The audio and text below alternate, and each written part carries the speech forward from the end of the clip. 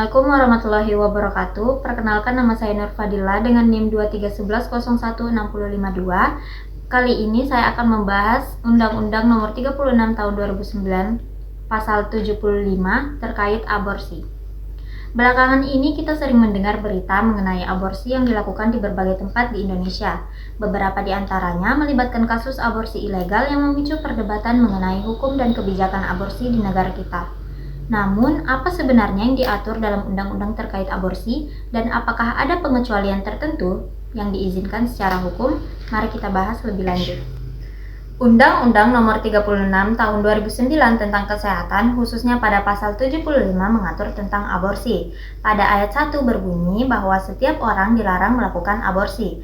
Ayat kedua menjelaskan bahwa larangan sebagaimana dimaksud pada ayat 1 dapat dikecualikan berdasarkan A. Indikasi kedaruratan medis yang dideteksi sejak usia dini kehamilan, baik yang mengancam nyawa ibu dan atau janin yang menderita penyakit genetik berat dan atau cacat bawaan, maupun yang tidak dapat diperbaiki sehingga menyulitkan bayi tersebut untuk hidup di luar kandungan, atau yang kedua, kehamilan akibat pemerkosaan yang dapat menyebabkan trauma psikologis bagi korban pemerkosaan. Pasal 75 ayat 3 menjelaskan bahwa tindakan sebagaimana dimaksud pada ayat 2 hanya dapat dilakukan setelah melalui konseling dan atau penasihatan pratindakan dan diakhiri dengan konseling pasca tindakan yang dilakukan oleh konselor yang kompeten dan berwenang. Pasal 75 ayat 4 menjelaskan ketentuan lebih lanjut mengenai indikasi kedaruratan medis dan pemerkosaan sebagaimana dimaksud pada ayat 2 dan ayat 3 diatur dengan peraturan pemerintah. Selanjutnya, mari kita bahas tentang kelebihan dan kekurangan dari Undang-Undang Nomor 36 tentang Kesehatan tahun 2009, khususnya pada pasal 75. Pasal 75 ini memiliki beberapa kelebihan yang perlu kita pahami. Pertama, undang-undang ini memberikan perlindungan kesehatan untuk ibu dan janin, terutama dalam situasi medis yang mengancam nyawa. Kedua, aturan ini memberikan perlindungan bagi korban kekerasan seksual, memastikan bahwa mereka tidak harus menanggung trauma yang lebih berat akibat kehamilan yang tidak diinginkan. Selain itu, undang-undang ini juga mengatur dengan jelas prosedur aborsi dengan tujuan mencegah aborsi ilegal dan melindungi kesehatan ibu, melalui konseling pra dan pasca tindakan.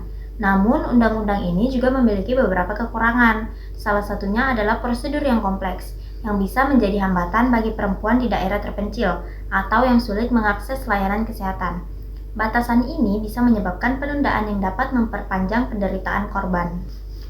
Kekurangan lainnya adalah adanya potensi interpretasi subjektif mengenai apa yang disebut sebagai kedaruratan medis, yang dapat memicu kebingungan dalam pelaksanaan di lapangan.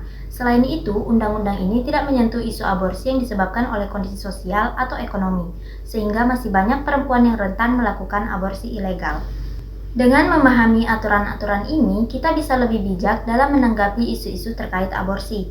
Undang-undang ini bertujuan untuk melindungi kesehatan ibu dan janin, serta memastikan bahwa aborsi dilakukan hanya dalam kondisi yang sangat mendesak. Terima kasih sudah menonton video ini dan sampai jumpa di video berikutnya.